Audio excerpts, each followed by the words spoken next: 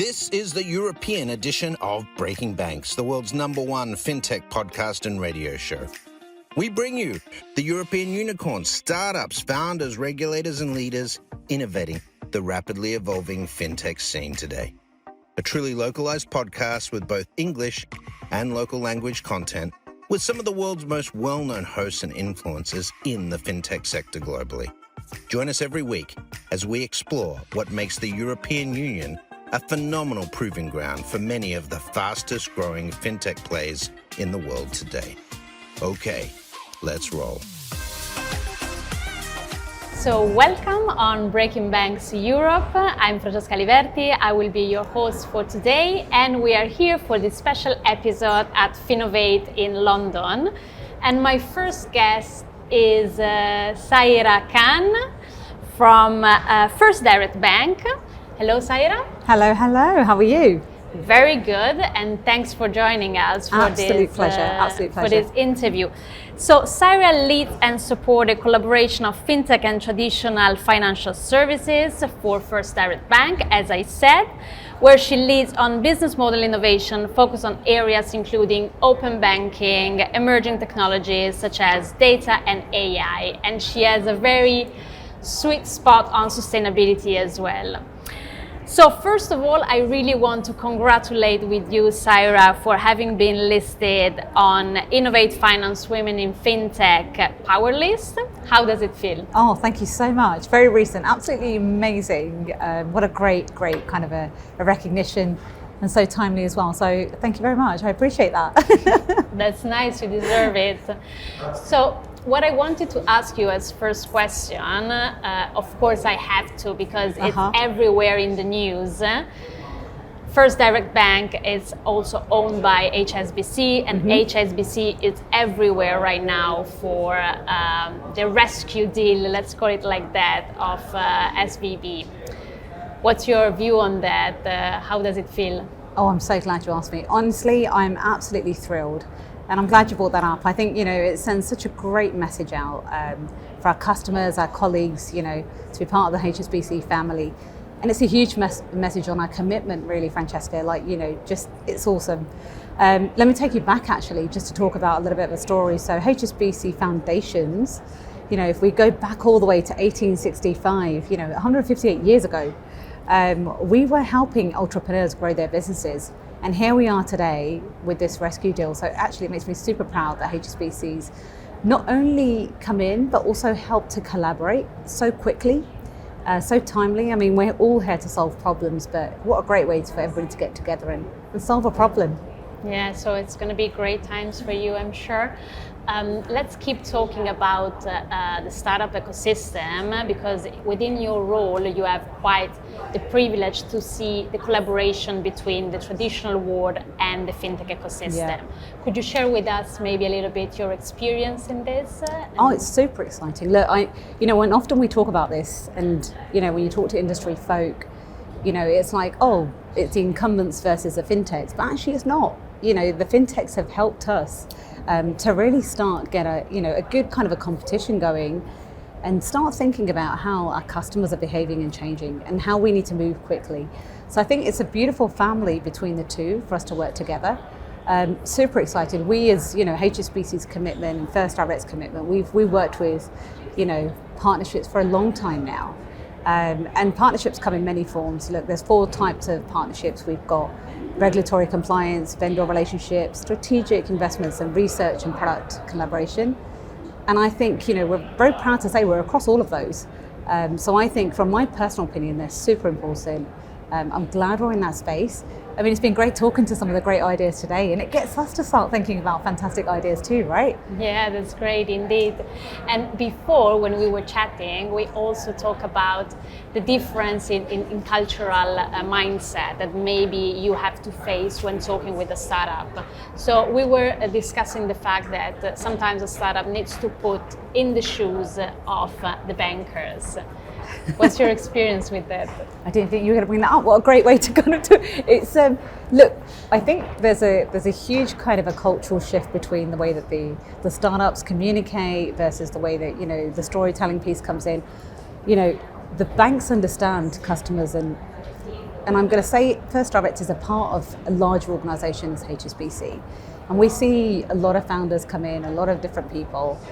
The one thing that we need to get right, and the one thing I think I'm so passionate about, is that cultural piece, the education around taking everybody on that journey with you. So when you're working with, whether it be vendors, whether it be big partnerships, what does it mean? What does it actually mean for the customer? Because ultimately we're all serving customers and, making their their kind of experiences so seamless. And that's what we're all here to do. So we need to take everyone on that journey is the thing that we were talking about earlier, and founders around, understanding how to collaborate with the banks and, how to get the best out of their experiences as well, in telling us how they can work together with us. So we touch upon the consumer-centric kind of approach, and I want to ask you a question about the technology now. Mm-hmm. Like many times we see a lot of focus on these emerging technologies, mm-hmm. rather than maybe a more like solution driven to the customer. So what's your view on these enabling technology like AI, data analysis and so on, maybe also for the next 5 to 10 years? Great question. I think I don't have a crystal ball, so it's very hard for us to look 5-10 years ahead. I mean, especially with the climate change and everything that we've seen over the last 5 years and what we've all come out of. The pace of digital has changed tremendously. In some cases, we were forced into the digital experience very, very quickly and rapidly, versus, a kind of a period where Web 2 was, a journey for a while. We're already talking about Web 3, and a lot of people are starting to understand, what does open banking mean? What is Web 3? What is AI? Without knowing, actually, we're already in these experiences with a lot of the things that we're doing in our everyday life, through social media, through the choices that we make through our Netflix and Amazon and God knows what that we're watching. So I think what we're going to start seeing is, I think there's an understanding piece of what it actually means versus what do we do with it. And I think what we need to do, there's an opportunity here, I think it's a good one to talk about, is not to look at Web 2 and Web 3 as two different areas, and also not take all the learning, the experiences from Web 2 and go, maybe we'll change them in Web 3. Let's take Zoom as an example. We've been all using Zoom. Yeah, definitely. It's a metaverse. And a lot of people have been talking about this and they're like, oh, I'm in the metaverse. I'm like, yep, you are having interaction physically, in another place. And you are connecting, you're entertaining, you are collaborating. So this is a thing, it's an understanding piece, which is one, so everybody understanding where they are. AI is going to be huge. I mean, look, it's going to be a part of us, our everyday daily lives. And it's something that we need to take opportunity from, not shy away from. If you are hearing these terminologies and you're at the other side and you're like, oh gosh, what does it mean for me? Start maybe looking into how AI is serving you today and what kind of opportunities already it's served you with and how it's made your life easier. Choices in movies, choices in, shopping and stuff like that. I mean, I would love for an experience where banking is, we are across every channel without having to be a payment processor, if you know what I mean. Without being seen, let's exactly. say. It's like breathing, right? And we've heard some of our senior folk talk about this. We breathe, but we know we breathe, but we don't talk about it. Well, that's going to be how we operate from the banking Yeah, that's standpoint. A great metaphor, actually. That's really nice, Saira. Another really big topic is sustainability. Everybody is talking about that in the banking scene and everywhere. What's your experience with that? Before I said you have a sweet spot for that. Could you tell us more about it? Personally, I think it is the most important thing that we could all be thinking about right now. In fact, I think it's the number one thing that's, that we all should be driving towards. From a personal perspective and even from the angle of where we are, whether it be a fintech, whether it be a bank. I'm proud to say I'm part of an organisation that's been at the forefront of these kind of conversations, at the COP 26, 27, 28, as we go forward, we're working together with the world leaders in being at the forefront of conversations. We're educating people internally, about what does it mean. But the most exciting thing is how it's going to serve us in making decisions through our digital experiences, which I'm excited about.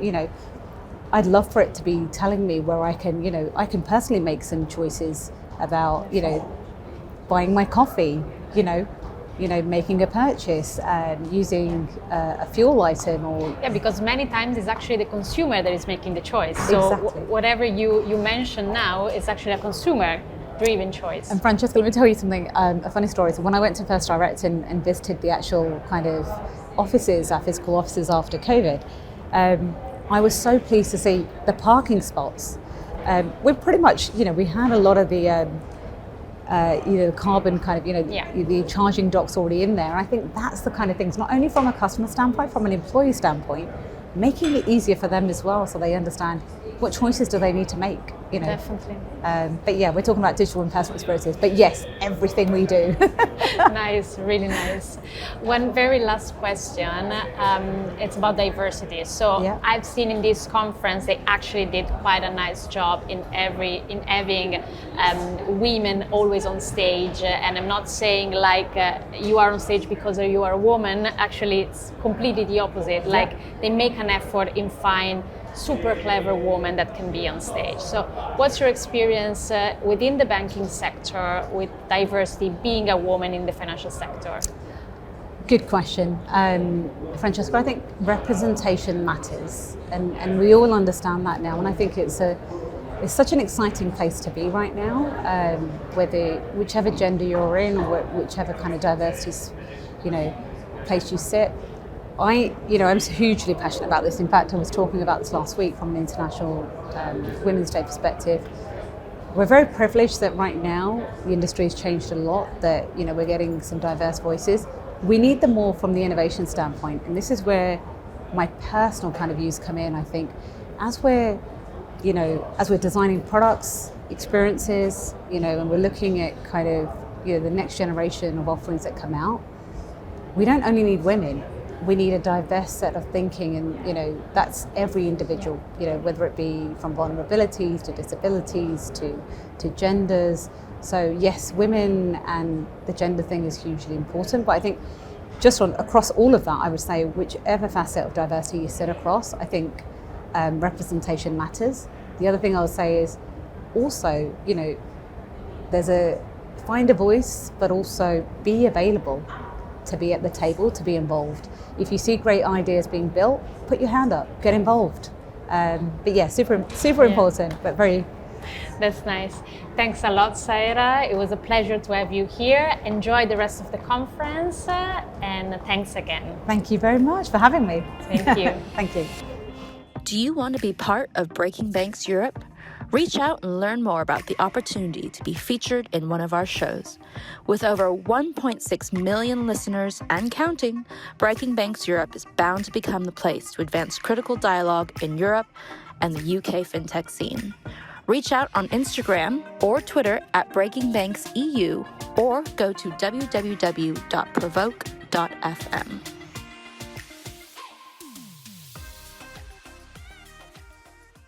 Welcome back at Breaking Banks Europe. We are here at Finovate in London with my next guest that I'm going to introduce you in a very bit. But before, as usual, let me give him the introduction that he deserves. So he has over 20 years of experience in the strategic execution of product strategy, particularly in the B2B technology industry. At Trulioo, he sets product strategy and oversees the launch of new digital identity verification solutions and services. In this high-impact role, he rebuilt the product management organization and instituted model processes for customer risk management compliance. I'm really happy to introduce you Michael Ramsbacker from Trulioo. Hi. Thanks a lot, Michael, Thanks for that joining introduction. you. That Thank was you for joining you. Actually, you know what's incredible? You have been everywhere in this conference. So yesterday you were on stage multiple times. I think you are kind of making a challenge with Chris Skinner, who's more on stage, right? Something like that. Well, at Trulioo, we believe that identity really is the foundation of the digital economy. So I guess maybe that's why I'm on stage so much. That's good. And congratulations, actually, because I've seen your demo yesterday. and also your keynote afterwards. So it was really good seeing you on stage. How do you see the conference? Did you had good meetings, good networking? How was your experience at Finovate right now? Yeah, absolutely. This is a great conference, and this is where our customers are. So being in product, it's always a good thing when I can talk directly to our customers and find out what their problems are, and then take those problems back and work on solutions. And that's what product development is all about. So yeah, it's a great conference. And really good high-value conversations with our customers. Nice, great to hear. So, Michael, we said that Trulioo is a leading provider of digital identity verification. So I would like to ask you to give us a little bit of an overview of what was the evolution of this field and what are actually the problems of the customer you're facing? Yeah, so Trulioo's heritage, our DNA is providing global identity verification solutions to enterprises that need to operate in the international market. So Trulioo customers use our services in 30 or 40 or 50 countries on a daily basis. So that's really kind of our DNA, if you will, is global identity. And what we've done is we've released a platform that takes those capabilities and gives our customers new ways to build solutions that are appropriate for their technology stacks. And we do that across businesses and individuals. And what's the reaction that you've seen? Because many times it's difficult to make understand financial institutions that they have a problem. So what's your experience with that? Yeah. Well, what we hear from our customers is that they're trying to be more efficient with their onboarding processes. So maybe a couple of years ago, they were just trying to onboard every user that they possibly could and then sort out the good ones from the bad ones later, right? But now, especially in this economic environment, they're trying to be really efficient with their onboarding processes.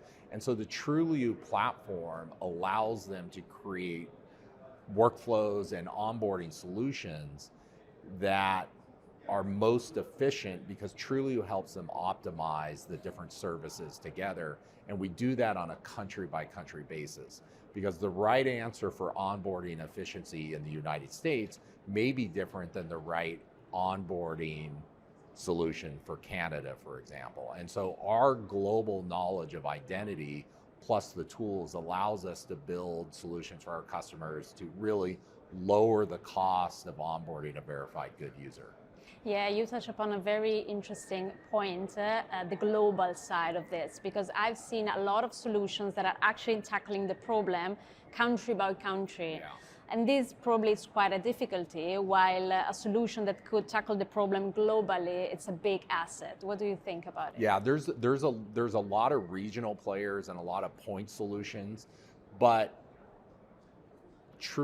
customers turn to Trulioo because through one contract and one platform, we can solve the problem in multiple countries. And that's important for customers that are operating in multiple countries, but it's also important for customers that have global ambitions. So you might be a UK bank or a Canadian money services business, but you want to expand internationally. So when you use the Trulioo platform, you're future-proofing your global expansion because you can quickly and easily solve identity globally through the Trulioo platform, which means you can invest more time and resources in your product and your core intellectual property and not have to put those resources into identity. Definitely. So you are mentioning the platform, and I know you've just launched and rebranded the digital platform. Could you tell us a little bit more about this platform? Sure. And platform can be an overloaded term, so I'll tell you specifically what it means to Trulioo. It means we have a programmable identity platform. So we have all of the building blocks that are necessary to build business and individual onboarding solutions at global scale.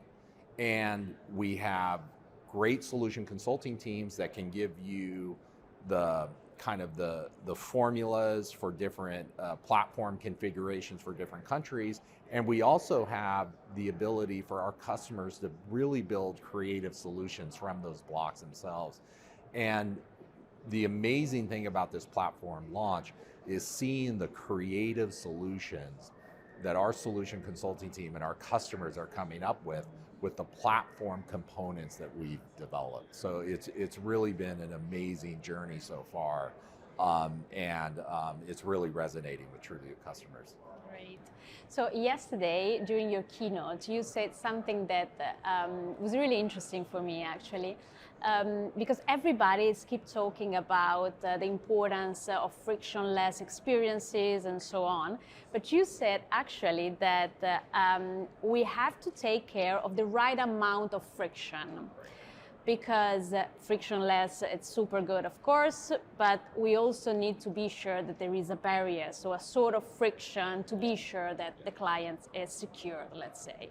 Could you double click on this? Yeah, I try and talk about good friction and bad friction, right? And there are bad actors in the world, and so we can't just have no friction, right? We have to have the appropriate amount.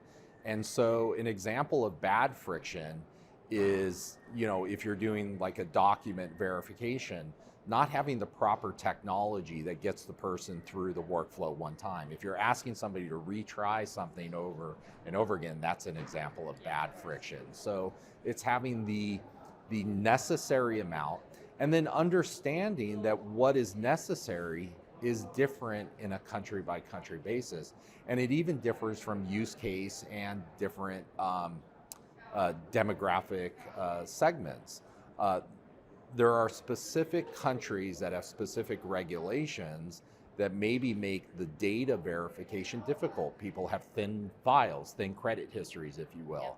And so you need to have your workflows adaptable to your specific use case, your specific country. What is your risk profile? And again, that's the benefit of the Trulioo platform, is that you can quickly and easily create all of those variables and then monitor and tune them over time. Definitely. So double clicking on this, could you tell us about fraud? So how Trulioo is enabling customer detecting fraud, or let's say having a smooth process around that? Yeah. So where Trulioo, we help our customers with fraud in a couple of ways. One is we have the necessary services that can be used together to identify stolen identities in onboarding process or synthetic identity. And then we also have risk-based decisioning signals within our platform that our customers participate in a consortium, so we can see things like velocity. So if names are repeating at a high volume, or we see anomalies in the relationships between identity information, we can alert our customers and say this is potentially a risky transaction, and so they can flag that and monitor that and make better risk-based decisions. And the value that Trulioo brings there is that we work with all of the top companies in crypto, marketplaces, financial services, fintech, and so all of the top companies in there. So Trulioo can draw really valuable insights from the network of customers that we work with. Definitely. So you have quite an extensive experience in your role, both product and strategy. Which are the challenges that you have faced during your career, of course, regarding digital identity, maybe with the customer itself? Yeah, I think, when it comes to identity solutions and fraud, it's the problems will never be fully solved. It's always evolving, and the challenge. We need to catch the bad guys, probably. It's a cat and mouse game, right? The bad guys are always probing for new to find new ways to exploit platforms. So we need to continually evolve our techniques to stop them. But on the other side of the coin, we need to evolve our techniques to make it easier and better for the vast majority of transactions are good users who just want to get onto the platform to do whatever business they're signing up to do. And so for Trulioo, we need to continually evolve and add new capabilities to our platform to solve for both of those at the same time. And so that's where things like national ID databases and biometrics for age estimation and all of those capabilities. So from a product perspective, my job in identity is never really done. And that's what's so exciting about working in this sector. Great. I have to think, and I have to say that you probably have to talk with some Italian banks, because my verification process every time I have to make a payment is a nightmare. Yes, one of my favorite examples when I talk about document verification is there are old Italian driver's licenses that are paper that are printed on a dot matrix printer, and some of those are still in circulation. And it's very difficult to create AI to solve for those identity documents, as opposed to a modern document that has an NFC chip in it. And again, that's an example of country to country, the techniques that you need differ. Please do something for us, come on. Yes. All right, so my very last question is about the future of Trulioo. So which are the milestones you have in place for the next 5 years, let's say?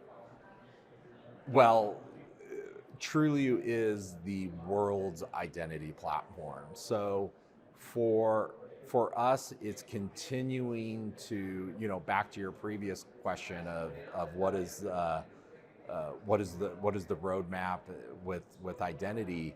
So for us, it's continuing to add new platform capabilities that our customers need to verify businesses and individuals globally. And that's new fraud techniques, and that's new identity onboarding techniques, and providing the capabilities that our customers need to operate in international markets. We want to be the world's identity platform. So regardless of the country that you're operating in and the customers that you're targeting, we want Trulioo to be the world's identity platform and solve those problems. Thank you so much, Michael. It was really a pleasure meeting you. Great, thank you. Thank you to our audience, and see you next week.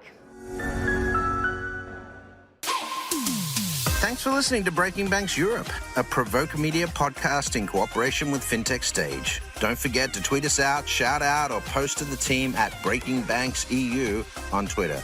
If there's something or someone you'd like to hear on our cast, let us know. See you next week on Breaking Banks Europe.